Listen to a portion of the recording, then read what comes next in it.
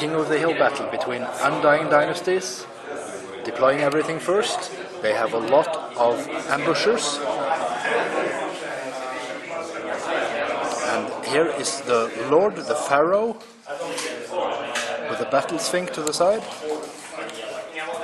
Aspen bow archers in the rear, 2 caskets, and another battle Sphinx beside the skeletons. It's a frontline clash, and both armies are deploying to their respective side of the battlefield. It's completely empty on the other side. And the hill, which both want to be king of, is of course the only hill on the battlefield. Undying Dynasties goes first. The spells on the Sylvan side are Summer's Growth, Awaken the Beast. Mind that these cards are wrong, although the name is correct. And here are the Undying Dynasty spells.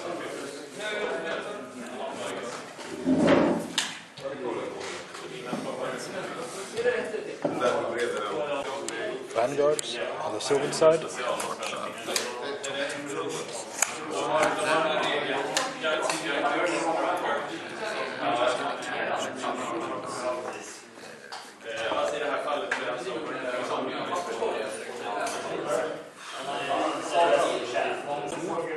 The Sylvan Elves moved forwards, tried 4 charges.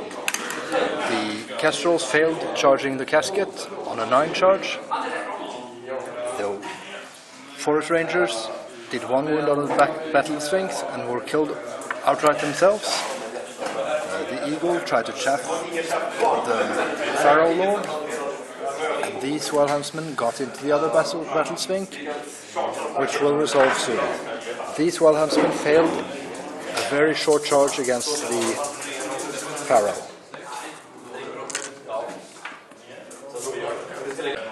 The Undying Dynasty player is taking some chances, and having met the Wild Huntsman here,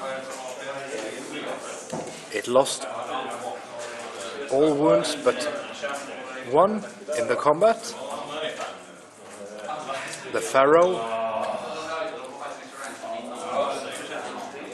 was crumbled and the Wild Huntsman overran almost to the archers. The Battle Sphinx here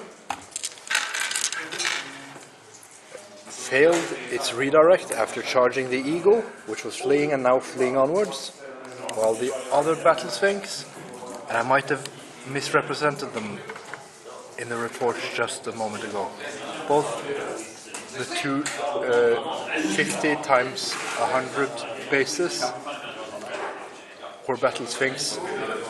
The ones on the right here in the camera. The one more to the left was the Pharaoh. So the one taking wounds was the Battle Sphinx to shooting. The one taking wounds to shooting was the Battle Sphinx here. That Sphinx only has 1 wound left after charging the dragon and taking a few wounds to breath attack. Stand and shoot. Turn 2 for Undying Dynasties. They're moving things about, facing pressure, and also ambushing with the Stalkers.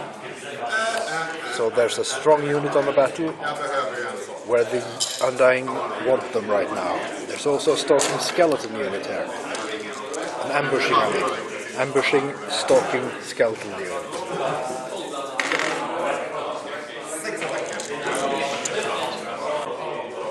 The Battle Sphinx does 4 wounds of the dragon, it flees, and is caught in pursuit. The overrun takes the Battle Sphinx into the Pathfinders. The Battle Sphinx was also healed 2 wounds during the Undying magic phase. Now, turn 2 for the Sylvan Elves. And the Aspen bow shots killed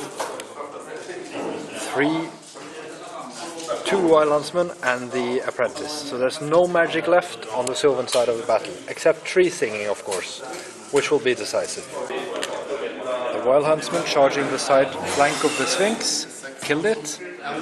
and reformed to face the skeletons. Now, on the other hand, the Druids charging the other Sphinx only did 1 wound, and they fled and were caught in pursuit by the Sphinx. It goes back and forth every round here. Things go back and forth. And now we're in round 3 for the Undying Dynasties.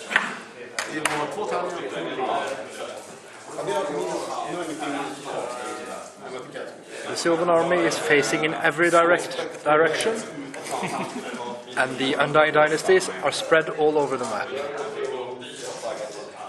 But they're not facing each other necessarily.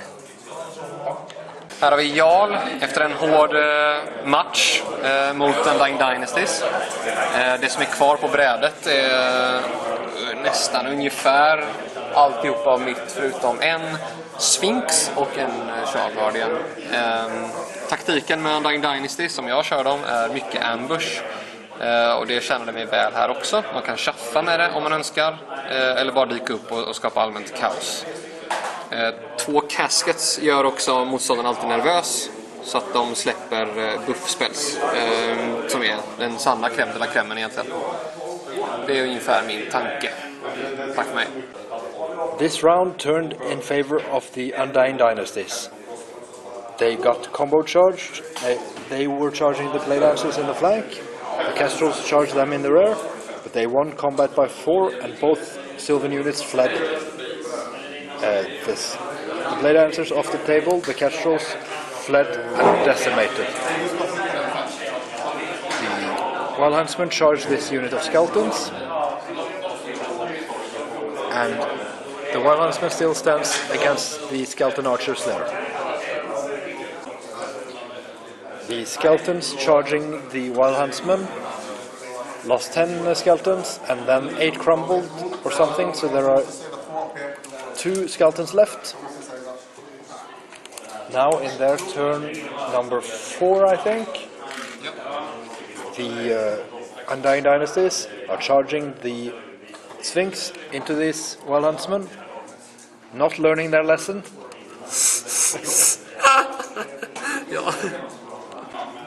These skeletons charge the rear of the Wild Huntsman, and the Sand Stalkers charge the 1 wound Tree Father. And also this one Wild Huntsman keeps crumbling down the unit of skeleton archers. The Kestrel Knights, fighting bravely, do about 11 wounds, kill the skeletons in front and a lot in their rear, but they are killed by the Sphinx and being removed. The Tree Man was killed by the Sandstalkers, who overran into the Heath Hunters. And this combat keeps running like a legend. The Heath Hunters are slaughtered outright by the Sandstalkers. Archers shoot down 1 skeleton here, it doesn't help much. Turn 5 for the Undying Dynasties. A unit of Sandstalkers ambush and appear on the table, making the situation all the worse for the Sylvans. The Sylvans are charged, the archers, by the Sphinx, and the other Sandstalker unit, having been on the battle for the whole battle, charged the rear of the Kestrel Knight to decide that battle.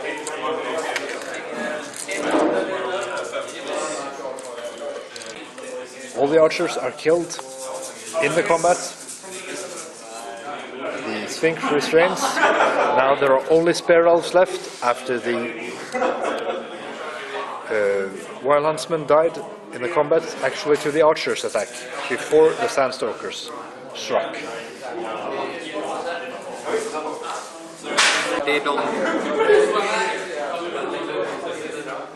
A quick turn 6 for the Sylvan, and in turn 5, I mean.